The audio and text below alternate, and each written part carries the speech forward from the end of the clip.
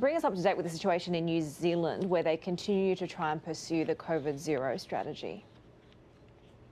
Yes, that's right. They've been battling an outbreak of the Delta variant for about 8 weeks now.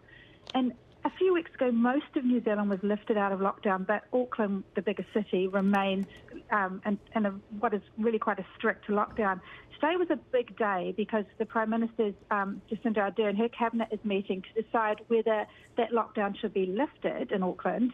But yesterday, as you just mentioned, there were 2 cases found outside of Auckland.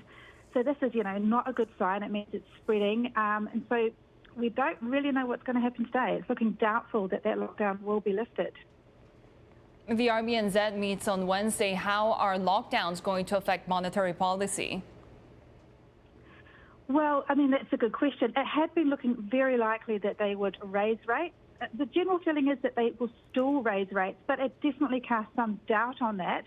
At the last meeting in August, once again, it had been looking likely that they would raise rates, and then the day before, the country went into the strict lockdown and rates were held. So, it's definitely a much more interesting decision now on Wednesday.